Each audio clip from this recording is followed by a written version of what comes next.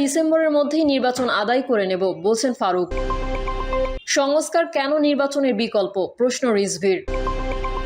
ইসরায়েলের ড্রোনের আঘাতে একই পরিবারের 7 সদস্য নিহত। ভারতকে দেওয়া ট্রানজিট সহ সব সুবিধা বাতিল চেয়ে সরকারকে লিগ্যাল নোটিশ। জানাবো সংস্কার নিয়ে আলোচনা চালাতে চাই, বোঝাতে চাই বিএনপি কতটা সিরিয়াস, বলছেন সালাউদ্দিন আহমেদ। এবং সর্বশেষ জানাবো পাকিস্তানের সঙ্গে সম্পর্ক জোরদারের আহ্বান প্রধান উপদেষ্টার। এতক্ষণ শুনছিলেন সংবাদ শিরোনাম, এবারে বিস্তারিত। তবে তার আগে অনুরোধ থাকবে আমাদের চ্যানেলটি সাবস্ক্রাইব করে বেল আইকনটি ক্লিক করুন। আমরা ডিসেম্বরের মধ্যেই নির্বাচন আদায় করে নেব বলছেন ফারুক।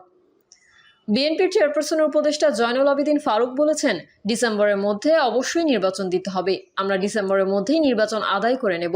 জয়নুল আবেদিন ফারুক বলেন, নির্বাচনের জন্য যে সংস্কার প্রয়োজন তা দ্রুত করে জাতীয় নির্বাচনের ব্যবস্থা করুন। সংস্কার চলমান প্রক্রিয়া, সব সংস্কার করতে বর্তমান সরকারের 3-5 বছর সময় লাগবে। এই 3 থেকে 5 বছর কি আপনারা ক্ষমতায় থাকবেন?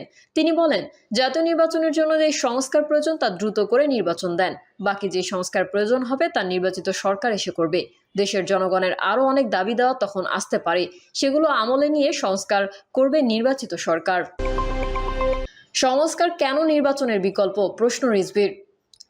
সংস্কারকে কেন নির্বাচনের বিকল্প হিসেবে দাঁড় করানো হচ্ছে সেই প্রশ্ন রেখে জনগণের ভোটাধিকার ফিরিয়ে দিতে অন্তর্বর্তীকালীন সরকারের প্রতি আহ্বান জানিয়েছেন বিএনপির সিনিয়র জ্যেষ্ঠ যুগ্ম মহাসচিব রুহুল কবির রিজভী।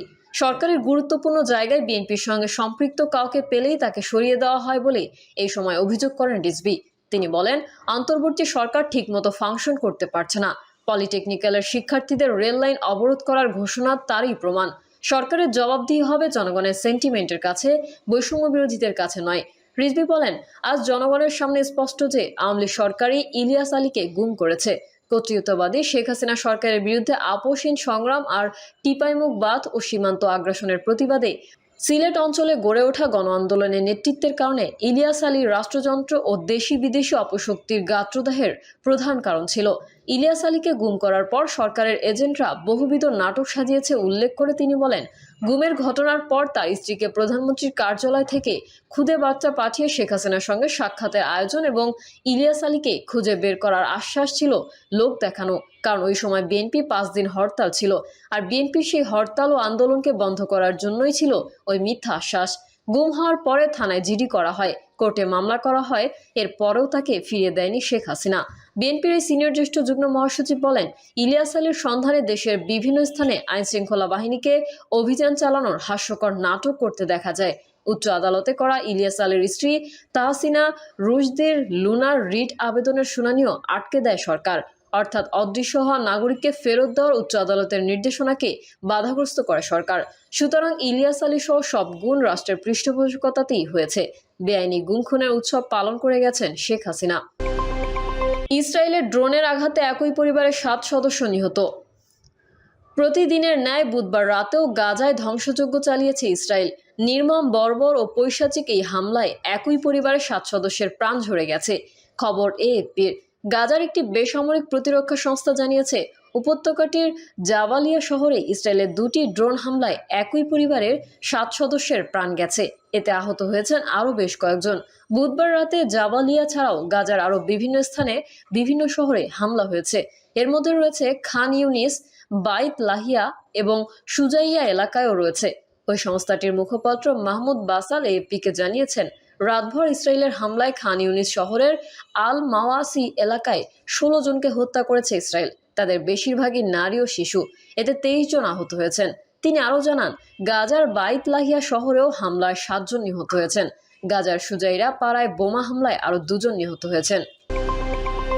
ভারতকে দেওয়া ট্রানজিট সহ সব সুবিধা বাতিল চেয়ে সরকারকে লিগ্যাল নোটিশ। ভারতকে দেওয়া বাংলাদেশের ট্রানজিট ও ট্রান্সশিপমেন্ট বাতিল সুবিধা চেয়ে অন্তর্বর্তীকালীন সরকারকে আইনি নোটিশ দেওয়া হয়েছে। বৃহস্পতিবার সুপ্রিম কোর্টের আইনজীবী মোহাম্মদ আজিজুল হক এই লিগ্যাল নোটিশ পাঠিয়েছেন। পররাষ্ট্র সচিব, অর্থ সচিব সহ সংশ্লিষ্টদের এই নোটিশ পাঠানো হয়েছে। আইনজীবী গণমাধ্যমকে বলেন, লিগ্যাল নোটিশ পাওয়ার পর সরকার যদি ভারতকে দেওয়া ট্রানজিট ট্রান্সশিপমেন্ট সুবিধা বৈষম্যমূলক চুক্তি বাতিলের পদক্ষেপ গ্রহণ না করে তাহলে প্রতিকার চেয়ে উচ্চ আদালতে রিট দায়ের করা হবে। তিনি আরও বলেন, ভারত এরই মধ্যে বাংলাদেশকে দেওয়া ট্রান্সশিপমেন্ট সুবিধা বাতিল করেছে। এখন বাংলাদেশের জনগণও চায় ভারতকে দেওয়া সব সুবিধা বাতিল হোক। সংস্কার নিয়ে আলোচনা চালাতে চাই, বোঝাতে চাই বিএনপি কতটা সিরিয়াস, বলছেন সালাউদ্দিন আহমেদ। ঐকমত্য কমিশনের সঙ্গে দফা ভিত্তিক আলোচনা হয়েছে বলে জানিয়েছেন বিএনপি স্থায়ী কমিটির সদস্য সালাউদ্দিন আহমেদ। তিনি বলেছেন, সংস্কার নিয়ে আমরা আলোচনা চলমান রাখতে চাই, আজ শেষ না হলে পরেও আলোচনা হবে। আমরা বোঝাতে চাই বিএনপি সংস্কারের বিষয়ে কতটা সিরিয়াস। তিনি বলেন, সংস্কার প্রস্তাব নিয়ে জবাব চেয়ে সরকারের পক্ষ থেকে স্প্রেডশিটে সংক্ষিপ্ত হানা জবাব দেওয়ার যে কাগজগুলো দেওয়া হয়েছে তাতে বিভ্রান্তি সৃষ্টি হয়েছে, আমাদের মিসলিড করা হয়েছে, এটা দেওয়া উচিত হয়নি। বিএনপি সংবিধান, বিচার বিভাগ, প্রশাসন, নির্বাচন নিয়ে বিস্তারিত মতামত জমা দিয়েছে বলে জানান সালাউদ্দিন আহমেদ। তিনি বলেন, আজ হার্ড কপি জমা দিয়েছি, এগুলোর ওপর বিস্তারিত আলোচনা চলছে। সংবিধান সংস্কার নিয়ে শুরু করেছি, তারপর বিচার বিভাগ, নির্বাচন নিয়ে আলোচনা হবে। আমরা আলোচনা চলমান রাখতে চাই, আজ শেষ না হলে পরেও আলোচনা হবে। আমরা বোঝাতে চাই বিএনপি সংস্কারের বিষয়ে কতটা সিরিয়াস। সংবিধান সংস্কার কমিশনের বিস্তারিত প্রতিবেদনে 131টি প্রস্তাব থাকলেও জাতীয় ঐকমত্য কমিশনের স্প্রেডশিটে 70টি বিষয় উল্লেখ করা হয়েছে জানিয়ে সালাউদ্দিন আহমেদ বলেন, আমাদের দফাওয়ারি আলোচনা চলছে। সংবিধানের প্রস্তাবনা থেকে শুরু করে প্রজাতন্ত্র, রাষ্ট্রের মূলনীতি সহ সব বিষয়ে দফায় দফায় আলোচনা করব। বিস্তারিত অগ্রগতি পরে জানতে পারবেন। সংবিধান সংশোধন সংক্রান্ত মৌলিক প্রস্তাবের বিষয়ে আলাপ আলোচনার মাধ্যমে চেষ্টা করব এক জায়গায় আসার জন্য। বিএনপি সংবিধান সংস্কার কমিশনের 25টিতে একমত, 25টির মতো বিষয়ে আংশিকভাবে একমত, বাকি বিষয়গুলোতে আমরা একমত হতে পারিনি। তিনি বলেন, আমরা যেসব বিষয়ে বিস্তারিত মতামত দিয়েছি সেসব বিষয়ে কমিশনকে যৌক্তিকভাবে বোঝাবো এবং তাদের প্রস্তাবের বিষয়েও আমরা যৌক্তিকভাবে জানতে চাচ্ছি। যেটা যৌক্তিক সেটা জাতির কল্যাণের দিকে লক্ষ্য রেখে আমরা অবশ্যই বিবেচনা করব। বিচার বিভাগের মতামত নিয়ে প্রতিবেদনে মিসলিড করা হয়েছে দাবি করে সালাউদ্দিন আহমেদ বলেন, বিস্তারিত প্রতিবেদনের 150টি মতামতের মধ্যে 89টির বিষয়ে মতামত দিয়েছি, বাকিগুলোর অধিকাংশ ক্ষেত্রেও একমত হওয়া বা মন্তব্য সহ একমত হওয়ার কথা জানিয়েছি। বিএনপি বিচার বিভাগের স্বাধীনতা চায় জানিয়ে তিনি বলেন, প্রক্রিয়া যাতে আইনগত ও সাংবিধানিক পদ্ধতিতে হয় সেই জন্য বিস্তারিত মতামত দেব, লিখিতও দিয়েছি। নির্বাচন ব্যবস্থা সংস্কারের ক্ষেত্রে অধিকাংশ বিষয় সংবিধান সংশোধন সংক্রান্ত দাবি করে সালাউদ্দিন আহমেদ বলেন, কিছু কিছু বিষয়ে তারা এমন প্রস্তাব দিয়েছে যা বাস্তবায়ন করলে নির্বাচন কমিশনের স্বাধীন সত্তা বজায় থাকবে না। পাকিস্তানের সঙ্গে সম্পর্ক জোরদারের আহ্বান প্রধান উপদেষ্টার। পারস্পরিক সহযোগিতা বৃদ্ধির পাশাপাশি বাণিজ্য ও ব্যবসার সম্ভাবনা খুঁজে বের করার লক্ষ্যে পাকিস্তানের সঙ্গে সম্পর্ক জোরদারের উপর গুরুত্ব আরোপ করেছেন প্রধান উপদেষ্টা অধ্যাপক ডক্টর মোহাম্মদ ইউনূস। প্রধান উপদেষ্টা বলেন, কিছু বাধা রয়েছে, আমাদের সেগুলো অতিক্রম করে এগিয়ে যাওয়ার উপায় খুঁজে বের করতে হবে।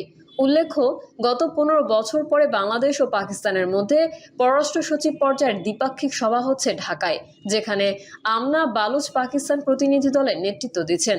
অতীতের কথা উল্লেখ করে আমনা বালুচ বলেন, বাংলাদেশ ও পাকিস্তানের মধ্যকার সম্ভাবনাগুলো কাজে লাগানোর উপায় খুঁজে বের করতে হবে। তিনি বলেন, আমাদের নিজেদের মধ্যে বিশাল আঞ্চলিক বাজার রয়েছে, আমাদের এটি কাজে লাগানো উচিত। আমনা বালুচ বলেন, আমরা প্রতিবারই সুযোগ হারাতে পারি না। তিনি বলেন, দুই দেশের বেসরকারি খাতের মধ্যে নিয়মিত ব্যবসা, বাণিজ্য, যোগাযোগ এবং সব পর্যায়ের সফর বিনিময় হওয়া প্রয়োজন। 2025 সালের জানুয়ারিতে পাকিস্তানের শীর্ষ ব্যবসায়ী চেম্বার FPCCI এর একটি প্রতিনিধি দল বাংলাদেশ সফর করেছে এবং এ সময় FBCCI এর সঙ্গে একটি সমঝোতা স্মারক স্বাক্ষর করেছে। পাকিস্তানের পররাষ্ট্র সচিব আশা প্রকাশ করেন, এপ্রিলের শেষের দিকে দেশটির উপপ্রধানমন্ত্রী ইসহাক দারের আসন্ন সফর দুই দেশের সম্পর্ককে আরও দৃঢ় করবে। প্রধান উপদেষ্টা বলেন, তিনি বরাবরই পাকিস্তান সহ প্রতিবেশী দেশগুলোর সঙ্গে সম্পর্ক ঘনিষ্ঠ করার পক্ষে ছিলেন, বিশেষ করে সার্ক কাঠামোর আওতায়। প্রিয় দর্শক, এই ছিল এখনকার সর্বশেষ সংবাদ। আপডেটের সংবাদ পেতে চ্যানেলটি সাবস্ক্রাইব করে বেল আইকনটি ক্লিক করুন। কমেন্টে আপনার মতামত জানিয়ে আমাদের সাথেই থাকুন। ধন্যবাদ সবাইকে। আল্লাহ হাফেজ।